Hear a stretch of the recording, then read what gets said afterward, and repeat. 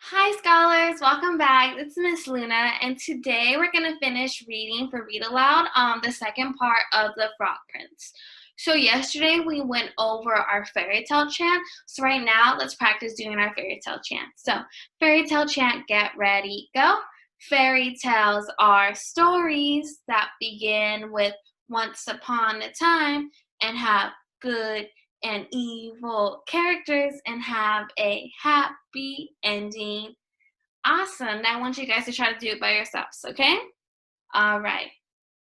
Get ready. Fairy tale chant. Get ready. Go.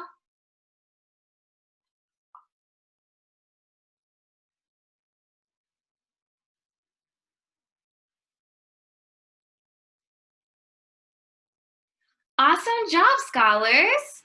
So, yesterday we went over the characteristics of a fairy tale story. Right now, I want you guys to be thinking in your head. What are those characteristics of a fairy tale? Thinking. Hmm.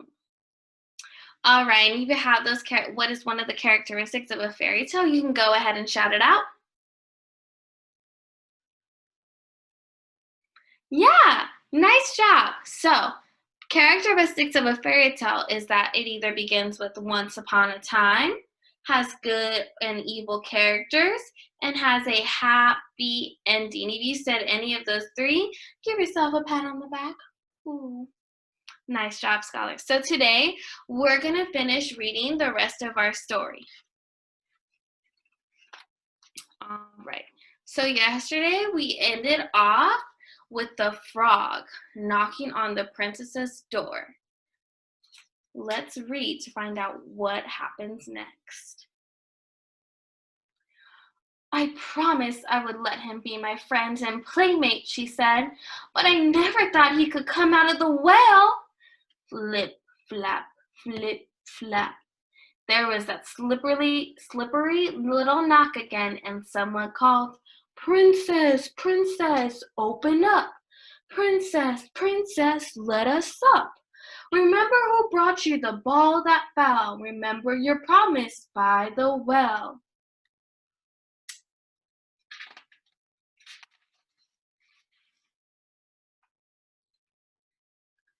You must keep your promise, daughter, said the king.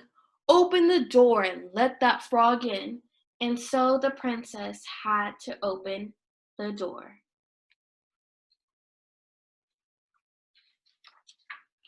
The frog hopped in and followed her to the table. He stopped by her chair. Pick me up and put me next to your plate, said the frog. Go ahead, the king said. Do as the frog says. You must keep your promise. The princess had to put the frog on the table. Everyone could see that she really did not want to do it. Ooh.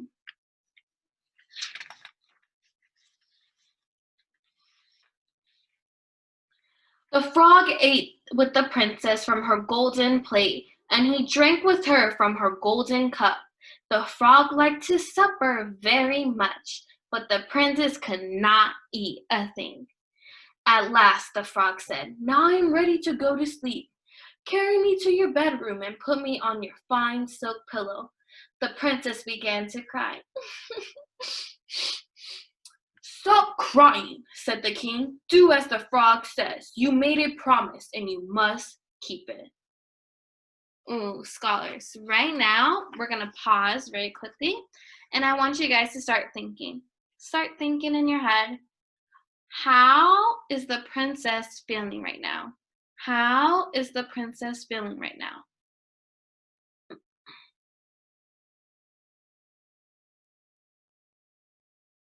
You can go ahead and shout out your answer.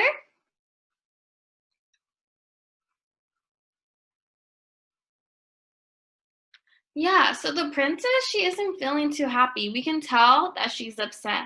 And we know that because in our story, in the text, it says the princess began to cry, letting us know that she doesn't feel very happy and she's upset about having to be the frog's friend right now and having him eat with her and play with her.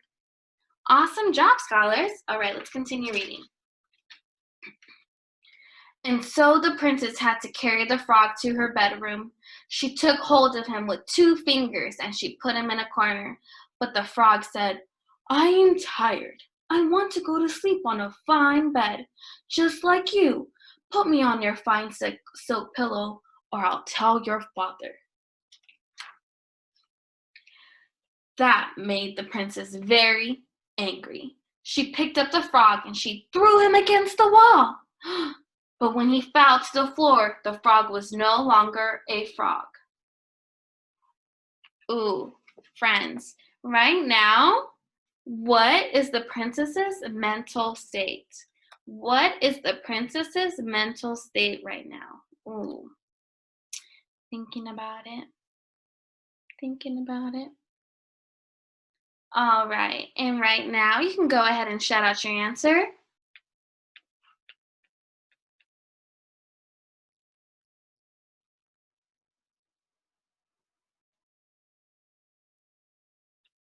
Yeah, so the princess's mental state is that she is mad. We know that because in our story it said that made the princess very angry and she picked up the frog and threw him against the wall, letting us know that she's not upset, she's angry and mad. Because we don't do that when we're sad. We know that she's angry right now. Nice job. Now he was a tall prince with beautiful, kind eyes, and he was smiling at the princess.